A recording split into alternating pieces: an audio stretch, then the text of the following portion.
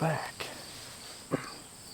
And as you can probably tell from what I'm wearing and me wiping the sweat off my head, it is hot, muggy, buggy, all the same things, the same conditions basically that it has been pretty much every single day since season has come in, with the exception of 1 or 2 days where we had a little bit better weather, a little bit cooler weather, and it's October 16th. And I am still licking my wounds from last night and still replaying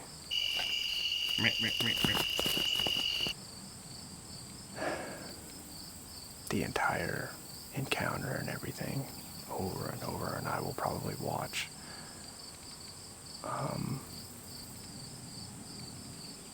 the video of him running out of my life from 7 yards away probably a dozen times while I'm sitting in the tree tonight. I have some pictures that I need to look at too, because I actually drove the truck on my way out here.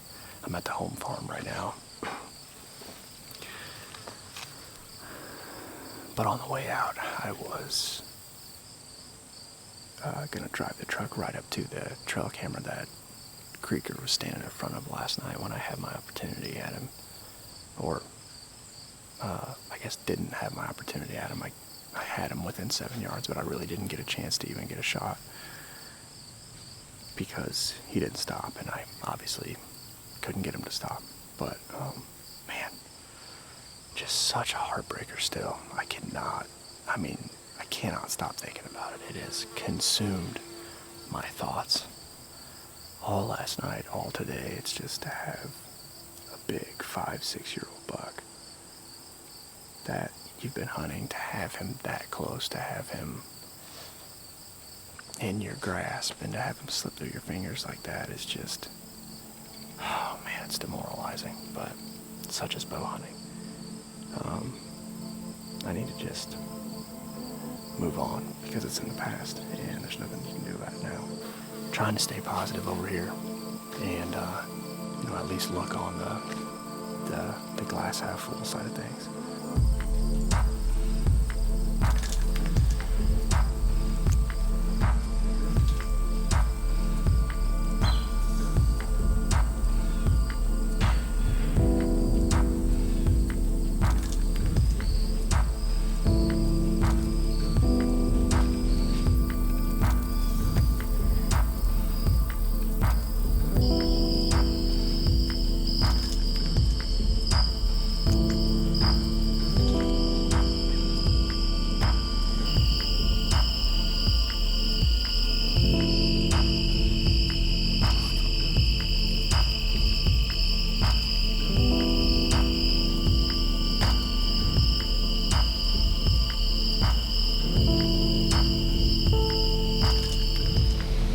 At the scene of the crime, so to speak. We're gonna try this again. Hopefully everything goes like it did the last time I sat this spot. Just the outcome's a little bit different.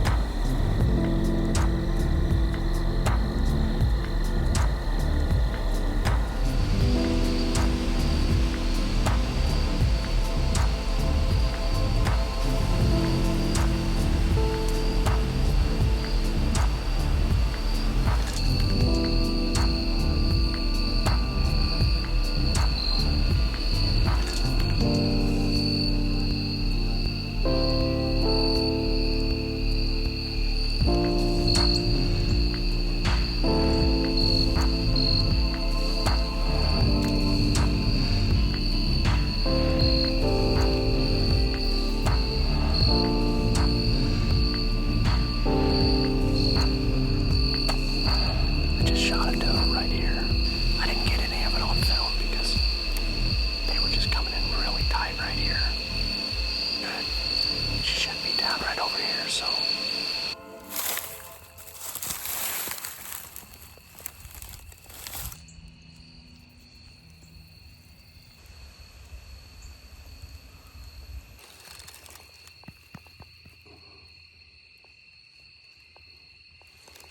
Thanks, old girl.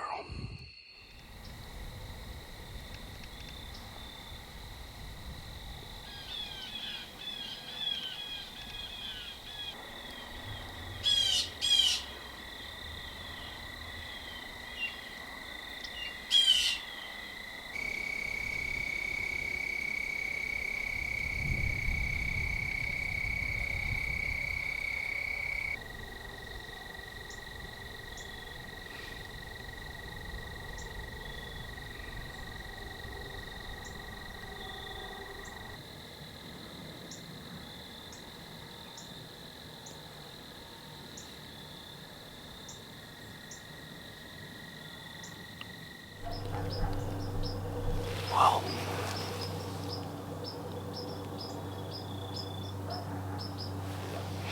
I don't know if you can hear that on camera or not in the background, but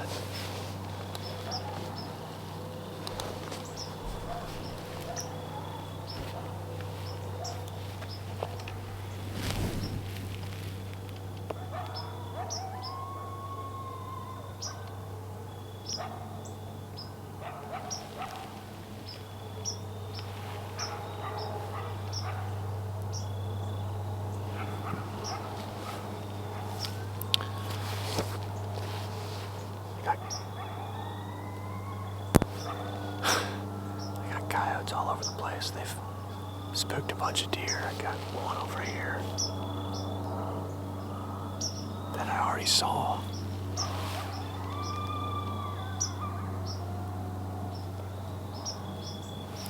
And he bumped some does.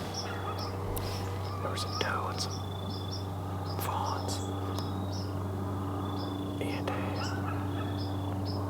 a little 1-year-old buck over here earlier that was just starting to come out. The deer were just starting to move. And they bumped back. And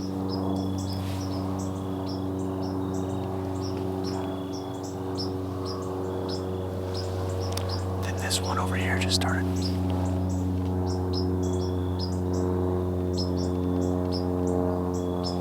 sounding off. And honestly, it's pretty much ruined the hunt. This is the first time I've had a hunt ruined by coyotes in a long, long time. Conditions were perfect tonight too.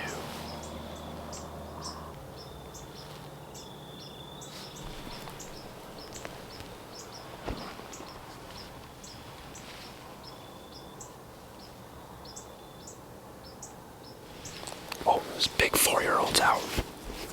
Squid.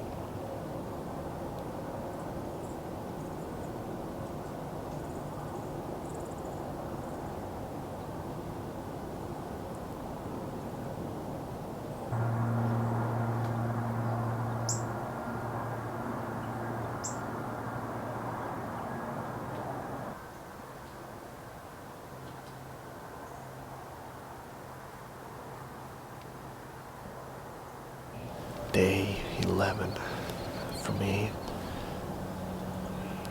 October 30th. My first morning hunt of the year. Typically I would have liked to have had one in by now in years past, but just with some things that have been going on and how busy we've been, I haven't been able to make it out yet for a morning set, but I'm glad I made it out this morning. It's beautiful. I was kind of dragging my feet on where I wanted to try this morning at the house, and that led to me running behind. And so by the time I got out here and got my gear packed up and was on my way into the tree, I only had like 10 minutes till legal shooting light. And so there was some twilight out here, and I could see that there was some deer out in the field. But the way I set this stand up, the way I've got it positioned and everything in this shingle oak tree, I've got a ton of cover. I've got good access in and out. And I come out of this ditch and go right up the backside, and there's a ton of cover low. So the deer literally cannot see me get in or out of this spot. Which is good because, like I mentioned, there was several deer out in the field, and they heard me. Because about halfway up, I dropped my clamp that I put my GoPro on, hit off of one of my steps, fell to the ground into the leaves. So I had a couple deer looking this way, but I had to give it a minute, continued to climb up, looked up there on the hillside, and I could tell there was a couple of bucks moving up on the hillside. Threw the binos up, and I could tell it was this deer I call squidbilly, or squid for short. Since I've known that deer for the last several years, he's been a half rack basically. Since I believed him to be 2 years old, and I don't know that he'll ever grow out of it. A couple years ago, he was a half rack, and then last year he tried to grow out of it, and he had one side that he actually put a beam on, but it was still pretty weak. And he had the strong 6x side with a split brow, and this year he still has that strong side. I think it's a 5x side with a split brow, but then he basically went back to a half rack again. He just has, like tentacles, it looks like, coming out. He's a little bit bigger, I think, than what he looks. He's one of those kind of long-legged, slender-bodied deer, so he's a little bit deceiving on camera. We've had deer like that in the past where you don't think they're all that big, and then you walk up on them and it's like, wow, this thing is a horse. And just looking at him hit the different scrapes that I have cameras on around this area, he's a very tall deer. He's a lot taller than some of the other older target bucks that I have in this area. So for that reason, I think he's a little bit deceiving. He's probably a little bit bigger than he looks on camera. But anyway, yeah, awesome start to the morning. First morning set of the year. I'll take it. Just the way this property sets up and the way that this area lays. With it being, it's not even November yet, I don't know how long I can really have a good sit in this spot this morning. That's why I was kind of dragging my feet on where I wanted to actually try. But I'm going to hang out up here for a few hours anyway and see what the rest of the morning brings. I wish I was sitting back. I wish I had the right conditions to get back in somewhere, in the timber, on the edge of a bedding area or something, but it just wasn't in the cards this morning, so I decided to come here and see what I could see. So far, that was a good decision, but we'll see if anything else moves back through here.